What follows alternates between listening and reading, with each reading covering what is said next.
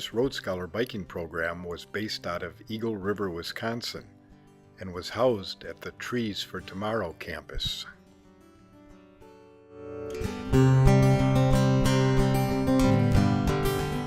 So the first thing was to take your brake apart. So do you want to go ahead and do that? Mine's not very fancy, so.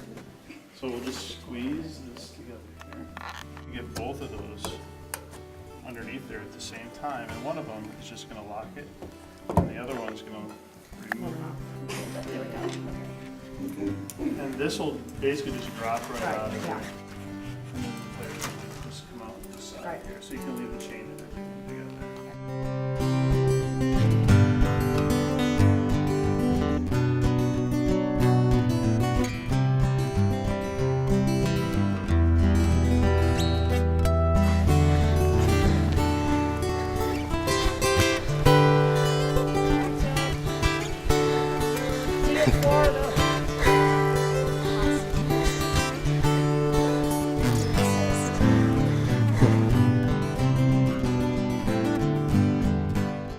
Here we are wearing our bog boots.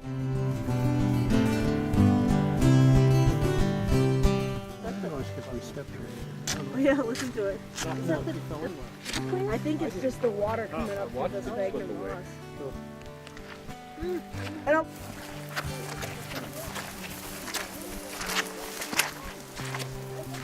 Oh, I think I finally got my feet and then drop it to Put your plant. and then in the springtime it gets almost like lime green new growth on it. There's the part that captures the critters.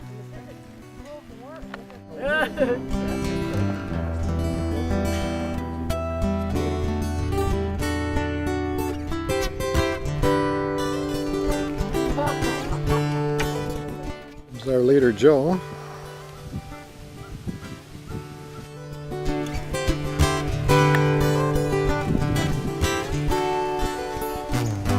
Word is combinations. What I like is we call this forest types, trees that tend to grow in association with each other. So when I said earlier the type of trees that combinations we're going to be biking through are things like aspen, red maple, oak, white pine, jack pine, red pine. They tend to grow on these drier, sandier soils, and they grow real well. Not for the last couple miles. We had a couple right away on Spider Lake Road. Rest stop at the 22.5-mile mark.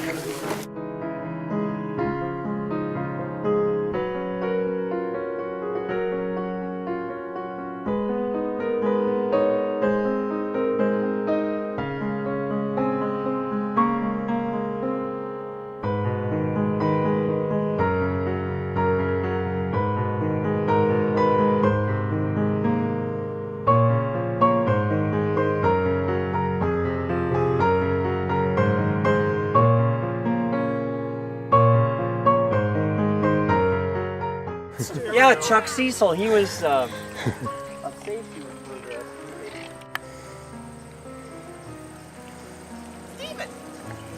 Steven Spielberg! The Wisconsin River runs for 430 miles and descends 1,071 feet. It's been called the hardest working river in America because its 26 dams create over 1 billion kilowatt hours of electrical energy annually.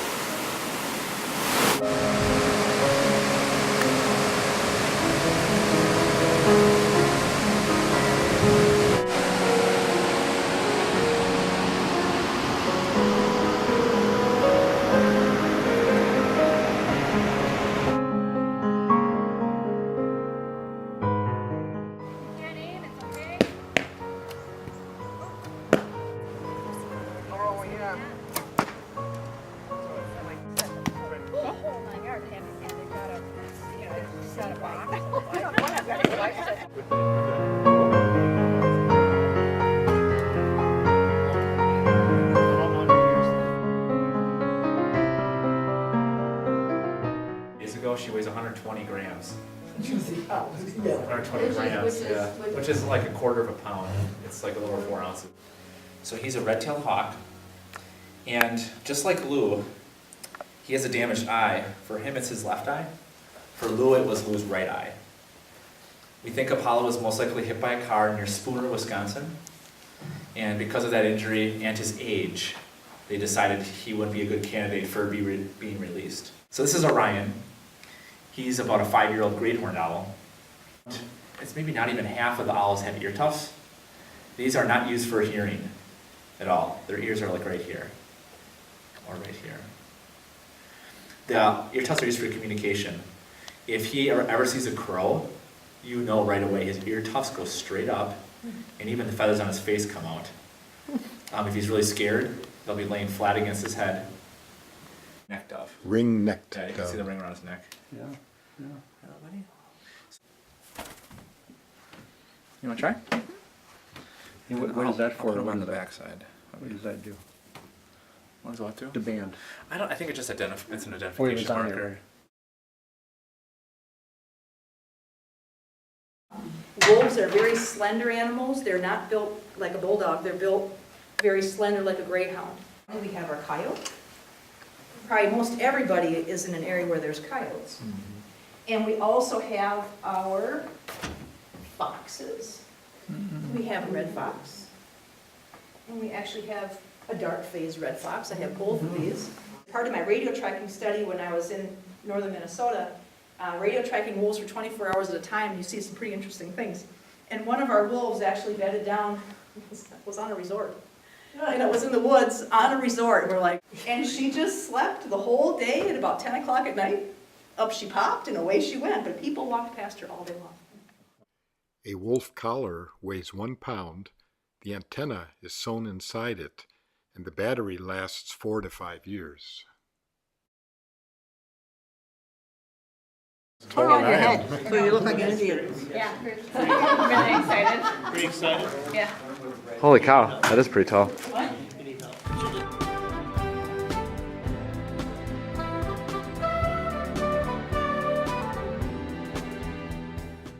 There are hiking trails that cross through here. There are portage trails that link one lake to another lake. So people come here as a vacation playground. We have a lot of snakes, garter snakes for example. Most abundant conifer here in Sylvania.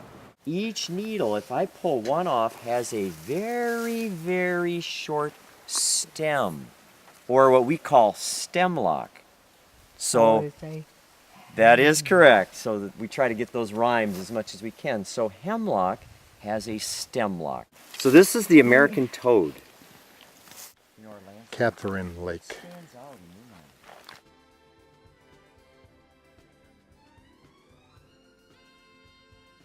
Here we go. He says he's off his rocker.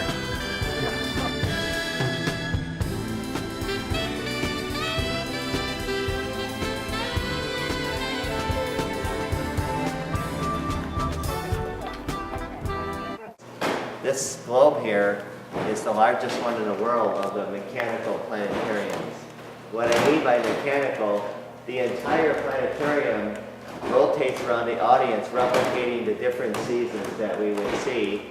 When I first started working on it, I thought it might be something neat one day, but I did not realize that I was building the world's largest of these kind. I thought I was building the only one. From CBS New York, they were out here in 2010. And then they just updated that story just about a month ago. And of course, when you get on national TV, that's pretty amazing. A projector type theater does not need to have the entire globe turn because the projector turns. Stars in here are not projected. They're permanently painted on the interior surface. Not only do I have all the stars you see in the northern hemisphere, about 5,000 of them, but even the Milky Way that you see, which is our galaxy. And that's replicated in there, and many tell me that that is really dramatic how that looks. Since it's completely dark when the program is on, I could not film inside the globe.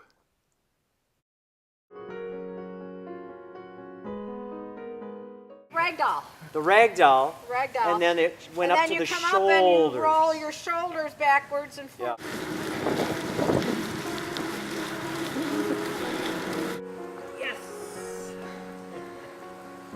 Ride gypsies!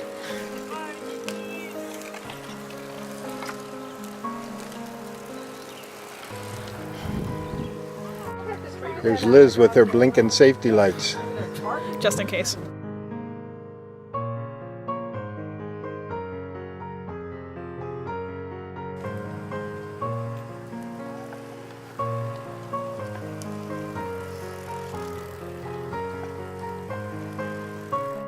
So how many toads? North Trout Lake. Turnaround point on the Bats Trail. See you, Chuck.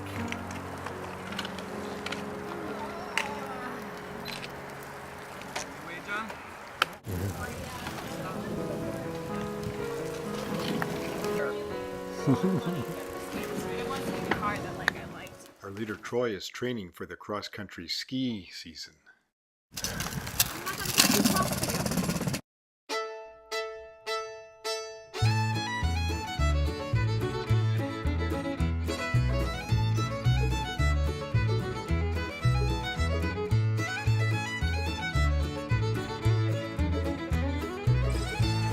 One more time, gypsies.